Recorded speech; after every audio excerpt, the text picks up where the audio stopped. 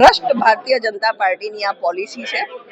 કોઈ બી સભામાં નાગરિકોના પ્રશ્નો જે વિપક્ષ ઉઠાવે કે શાસક પક્ષના કાઉન્સિલર્સ બી બોલે છે, કારણ કે સામે ચૂંટણી આવે છે, એના જવાબ ના આપવા પડે એટલે સભા ગમે તેમ કરીને મુલતવી કરી દે। વડોદરાની પ્રજા હવે જાગો।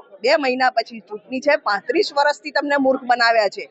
પહેલા સિંગાપોર બનાવવાની વાત કરી, પછી શાંઘાઈ બનાવવાની વાત કરી, બની ગયું છે વેનિસ। 2 ઇંચ વરસાદ પડે એટલે હોડકા ફરે। હવે ટેક્સ બેક કરી અને લાજવાની જગ્યાએ ગાતા ભારતીય જનતા પાર્ટીના લોકો બરોડા શહેરના પ્રાણ પ્રશ્નો, એના ભ્રષ્ટાચારની વાત કરવા તૈયાર નથી। ત્યારે દરખાસ્તો ફાડીને મેયરના મોઢા પર ફેંકવા સિવાય અમારી પાસે વિકલ્પ શું છે? કારણ કે અમારી દરખાસ્તો ચડાવતા જ નથી।